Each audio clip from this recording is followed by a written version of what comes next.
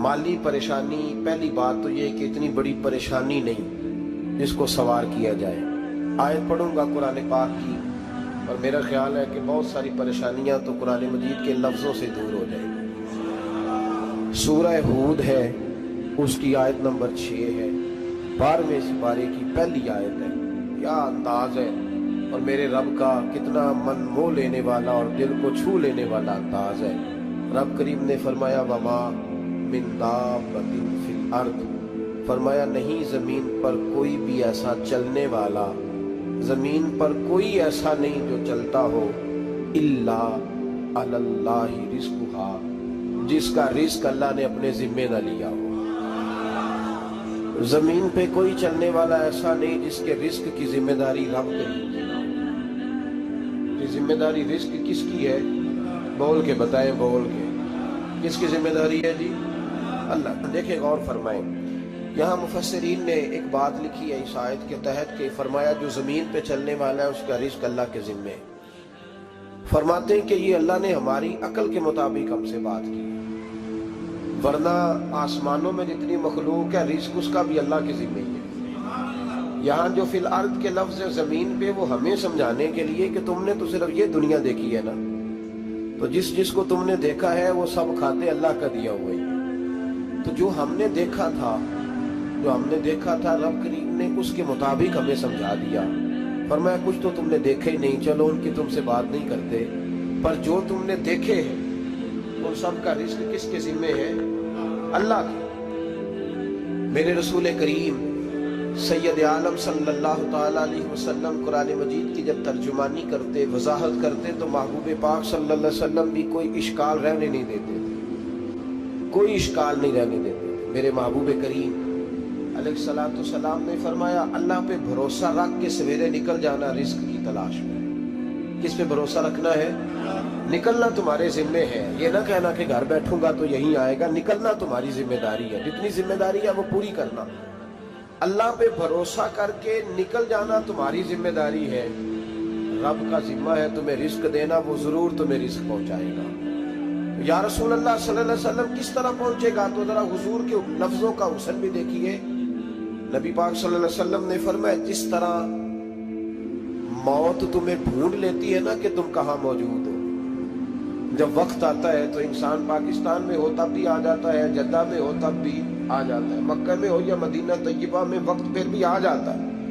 फरमाया जिस तरह मौत तुम जहां भी हो तुम तक पहुंच जाती है ना, इस तरह तुम्हारा रिस्क भी तुम जहां मौजूद होते हो अल्लाह वहां पहुंचा देता है, पहुंचा देता है। तो या रसूल अल्लाह सल्लल्लाहु अलैहि वसल्लम किस अंदाज में?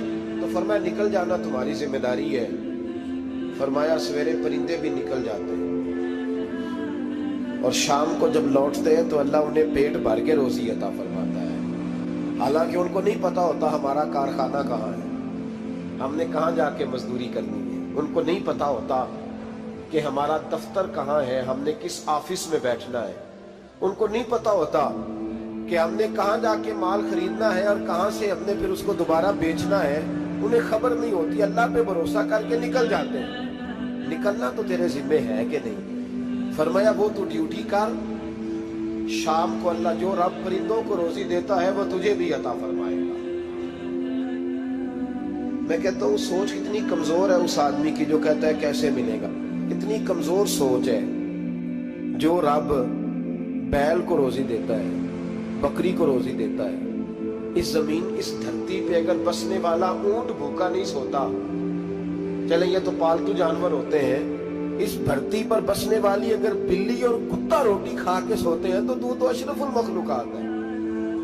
तूने अपने ज़हन में क्या टेंशन पाल लिया कि नहीं आएगा तो मर जाऊंगा, क्या बनेगा, किस तरह होगा? तू क्यों इतना परेशान हो गया? भाई माली परेशानी सबसे ज्यादा उस बंदे ने ओढ़ ली है जिसकी तवक्कुल की बात कमजोर हो गई है।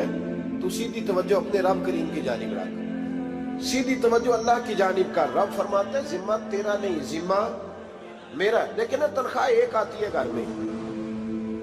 जब एक बच्चा होता है तो तब भी काम चलता है। जब अल्लाह 2 बच्चे दे दे फिर भी उस तनख्वाह से काम चलता है। जब 3 हो जाए फिर भी चलता है। जब 4 हो जाए, नहीं आप ना भी बोले तो बात तो सही है, बहरहाल काम फिर भी چلے اسی تنخواہ میں سے جب بندہ بڑے بیٹے کی شادی کر کے بہو بیاہ کے لے آئے تو پھر بھی کام چلتا ہے.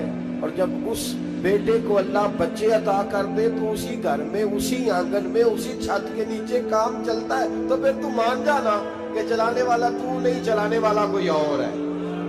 پھر تو مان جا کے چلانے والا کوئی تو اس وقت جب تنخواہ تیری لگی تھی تو کہتا تھا ابا ابھی میری شادی نہ کر، میں بیوی کو کیسے کھلاؤں گا.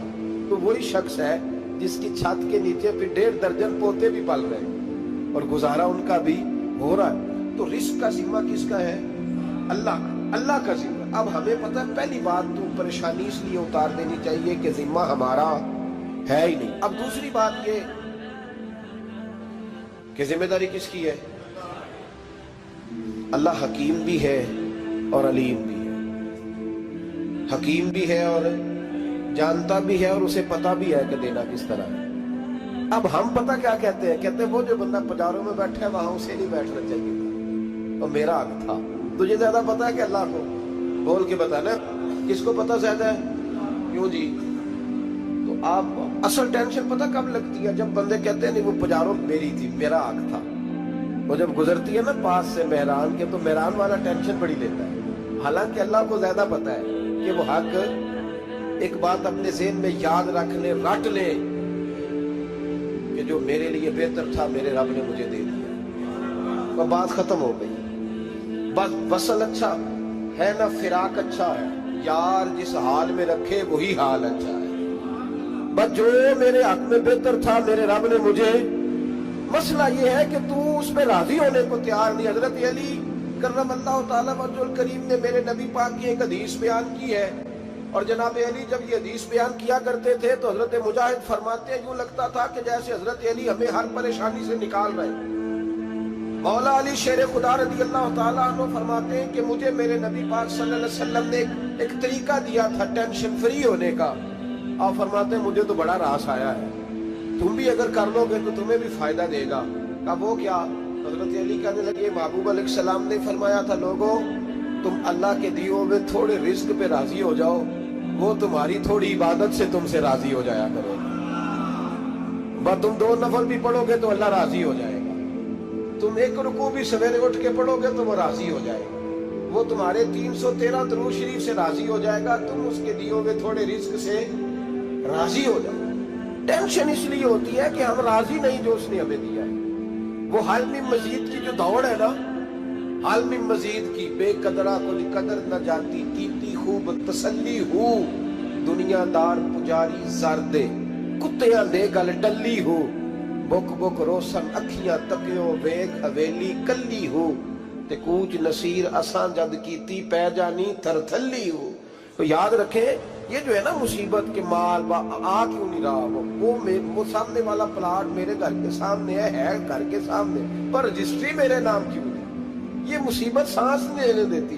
موٹر سائیکل کھڑی کرتا ہے نا جب آ کے دکان سے روٹی کھانے آتا ہے، دفتر سے گھر آتا ہے، کاروبار سے آتا ہے، تو جہاں موٹر سائیکل کھڑی کرتا ہے وہ ٹینشن بڑی ہے کہ کبھی میری ہو جائے نا یہ والی جگہ تو میں یہاں بھی بورڈ لگاؤں اپنے نام. اس نے مالی پریشانی پیدا کی.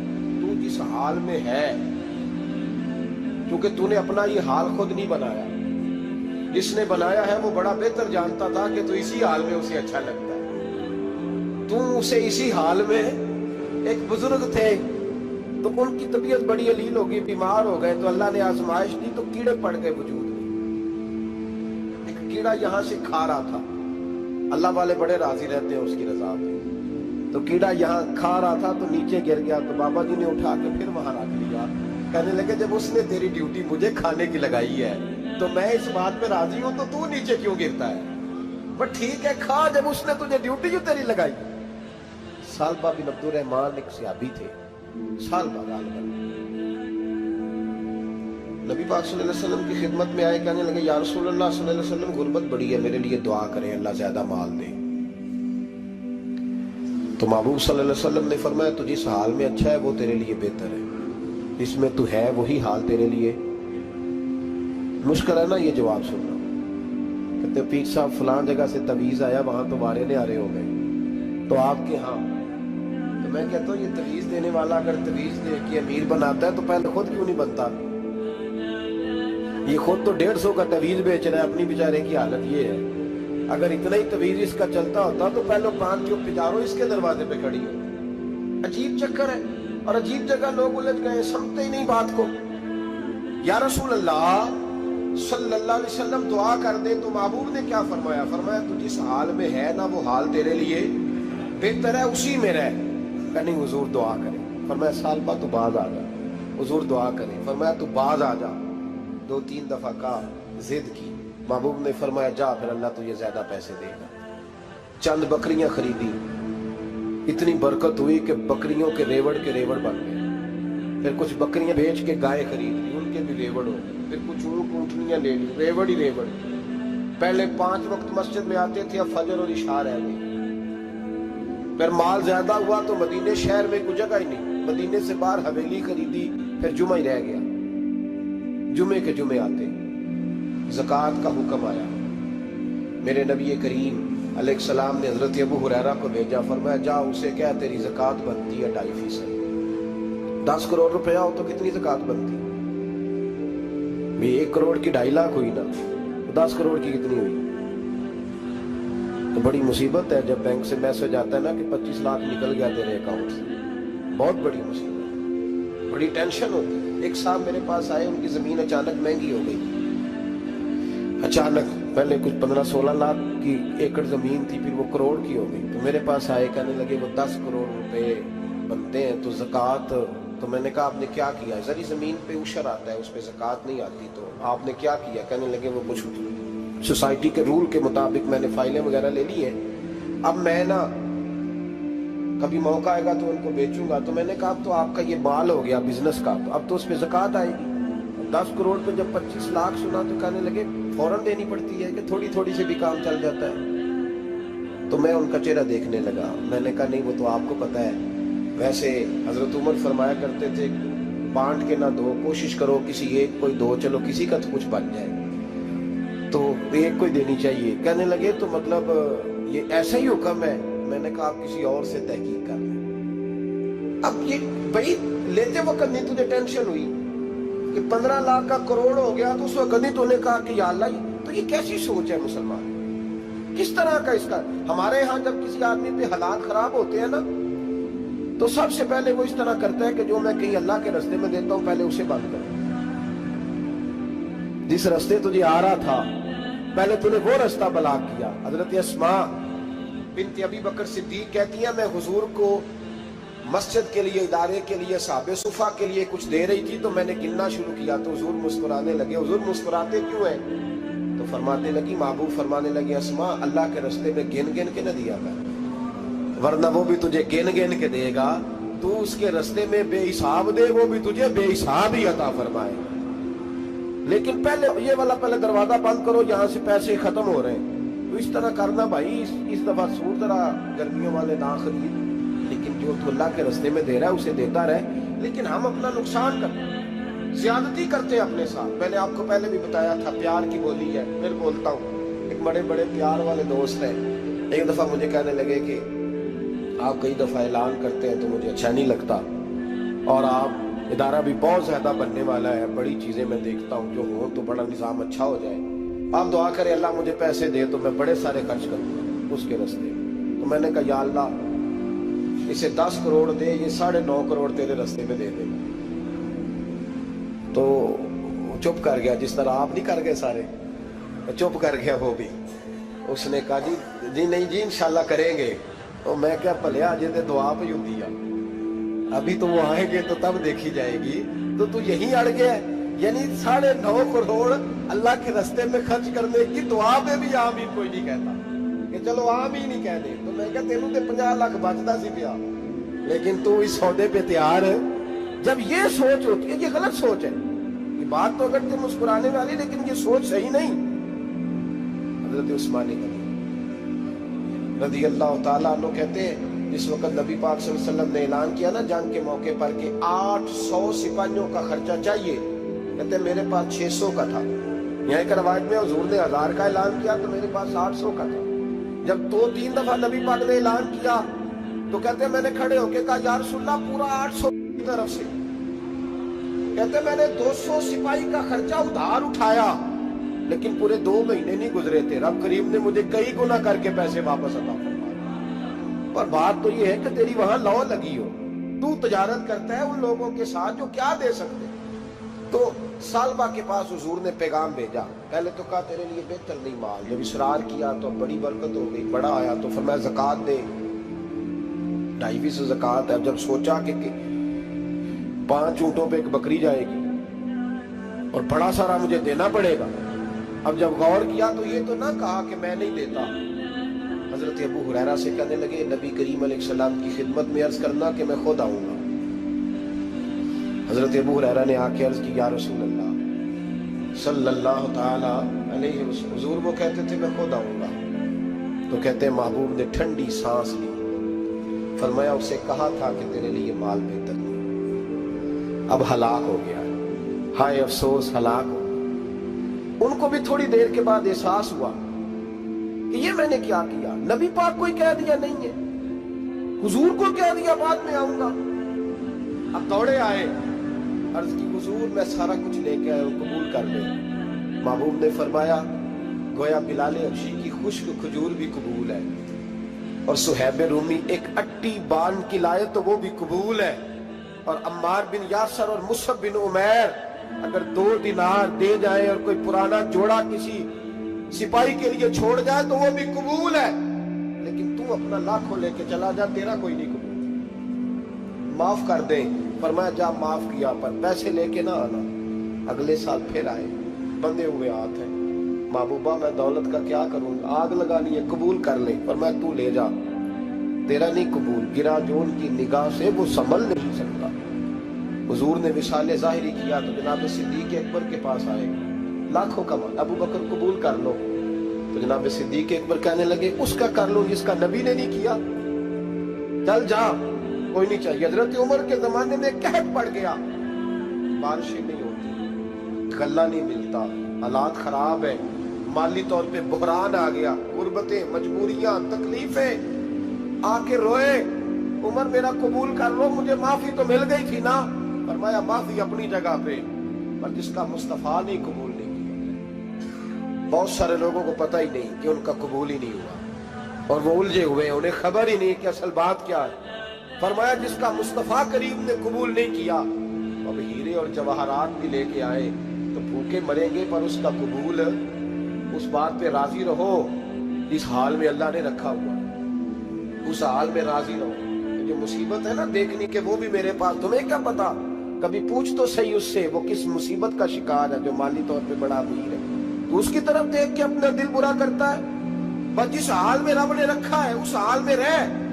حضرت عثمان غنی کے زمانے میں تو وہ وصال کر گئے، لیکن بھائی تو جس حال میں تیرا رب تجھے رکھتا ہے اس حال میں رہ، تیری مالی پریشانیاں ختم ہو جائیں۔ میں نے پہلے بھی شاید آپ کو دفعہ کہا تھا، میں تعلیم سے فارغ ہوا تو میرے ایک استاد اور میرے کچھ دوست کہنے لگے افریقہ آ جائیں آپ، بھائی بہت بڑا ادارہ ہے، اس کو چلائیں، اس کو سنبھالیں۔ میری والدہ سے میں نے کہا، کچھ طبیعت ہوتی ہے نا انسان کی، میرا بھی دل لگ گیا۔ میری اماں پڑھی نہیں تھی لیکن اللہ نے دانائی بڑی عطا فرمائی تھی، حکمت بڑی تھی، سیانی بڑی تھی۔ تو میں نے کہا اماں جی وہ مجھے ساؤتھ افریقہ کی دعوت ہو رہی ہے تو آپ کیا کہتی ہیں؟ تو اٹھ کے میرے پاس آ گئی اور مجھے انہوں نے اپنے بازوؤں میں لے لیا، پھر میرا ماتھا چوما، کہنے لگی پتر میں تے وال بھی نہ پوٹ پہ دیوا کسی، ہم نے دولت کا کیا کرنا، تو اللہ کا نام لے کے کہیں بیٹھ جا، رب کریم رون کے لگا دے گا، خیر ہو جائے۔ تو میرے بھائی یاد رکھیں ان چیزوں سے تھوڑا سا دیکھیں نا، قناعت کریں، جو اللہ نے دیا اس پہ راضی ہو جائیں، اللہ بڑا مہربان ہے، وہ آسانیاں کر دیا کرتا ہے۔ تو یاد رکھیں میرے رسول کریم علیہ السلام نے ایک تو ہمیں درس یہ دیا ہے کہ تو سمجھ جا، قرآن نے ہمیں بتایا ہے کہ روزی تیری ذمہ داری نہیں، روزی کس کی ذمہ داری ہے؟ اللہ کی۔ اور دوسری بات یہ کہ جو اللہ نے تمہیں دیا ہے اس پہ تو راضی ہو جا، تیری مالی پریشانیاں ختم ہو جائیں۔ اور پھر حضور صلی اللہ علیہ وسلم نے فرمایا مذہبی طور پر جب دیکھو تو آگے دیکھو، اور دنیاوی طور پر جب دیکھو تو پیچھے دیکھو، پریشانی ختم ہوگی۔ مذہبی طور پر جب دیکھو، جو 5 نمازیں پڑھتا ہے وہ تہجد پڑھنے والے کو دیکھے، اور جو تہجد پڑھتا ہے وہ اشراق چاشت پڑھنے والے کو دیکھے، اور جو بندہ اشراق اور چاشت پڑھتا ہے پھر اس کو دیکھے جو سارا دن مصطفیٰ پہ درود پڑھتا ہے۔ ऊपर ऊपर देखे कि मैंने और नेक होना है, और नेक। और जब माली मामला है तो फिर नीचे देख। अगर तू बैठा ना बाजारों पे तो फिर टूटी वाले पे नजर कर, उसका क्या हाल है। और अगर तू वहां बैठा है तो देख, मेहरान वाला भी तो गाड़ी चला ही रहा है। और अगर तू वहां है तो मोटरसाइकिल वाला देख, और तू वहां है तो फिर साइकिल वाले पे नजर। और अगर तू साइकिल वाला है तो पैदल वाले को देख। अगर तू किराए के मकान में रहता है तो फिर झोंपड़ी वाले को देख। और अगर तू झोंपड़ी में रहता है तो फिर भी परेशान ना होना, कुछ ऐसे भी हैं जिन्हें झोंपड़ी भी नसीब नहीं, जो सड़क पे लेटे हुए। और अगर तू तंदुरुस्त है ना तो कभी जाके अस्पताल में देख हाल क्या है, लोग किस हाल में। तो हम शुक्र नहीं अदा करते, उसका नुकसान क्या होता है, नेमतें चली जाती हैं। अल्लाह फरमाते लाइन शकर तुम लाज़ीदन्नकुम, तो शुक्र अदा कर, मैं नेमतों में इजाफा कर दूं। तो भाई माली परेशानी का तीसरा सबब ये है कि हम देखते हैं माली तौर पर ऊपर, तो फिर हमें तबीयत बिगड़ती है। और फिर माली परेशानियों के कुछ और असबाब भी हैं। इमाम शाफी फरमाते हैं जिन घरों में लोग फजर की नमाज के वक्त सोए होते हैं उन घरों में रिस्क नहीं आता। आप फरमाते हैं फजर का वक्त अल्लाह के देने का वक्त है, उस वक्त अल्लाह बांटता है। हुजूर सल्लल्लाहु अलैहि वसल्लम का फरमान है ना हदीस में कि तहज्जुद के वक्त अल्लाह पहले आसमान पे नुज़ूल जलाल फरमाता है जो उसकी शान के लायक है तहज्जुद के वक्त, और वो कहता है मांगो मैं तुम्हें अता करूंगा। लेने की बारी आए तो बंदा समेट समाट के अंदर घुस जाए। हमारे यहाँ ये होता है कि इशा के बाद बच्चे बैठते हैं मोबाइल लेके, तहज्जुद का वक्त आता है तो उनकी आंखें बंद होनी शुरू होती। तो लेने के वक्त तो तू सोया था, तेरा मसला कैसे हल होगा भाई? जब कोई आदमी खैरात बांट रहा हो तो जो प्याला पीछे कर ले उसे मिलेगा? कहते उस वक्त आना जब मैं बांट रहा था, अब तो किधर आ गया है? मिसाल दे रहा हूं। तो फजर का वक्त मांगने का है, तो सारी रात तो गुजर गई गेमें खेलते, टीवी देखते, और जो लेने का वक्त था तू सो गया, तो कैसे आएगा तेरे पास? तो उठे सवेरे, बंदों से मांग के देख लिया, बड़ी इज्जतें खराब हुई। फजर का वक्त उठ के झोली फैलाए। मेरे रसूल पाक अलैहिस्सलाम फरमाते, रब फरमाते जब बंदे मेरे आगे झोली फैलाते मुझे शर्म आती है, कैसे खाली वापस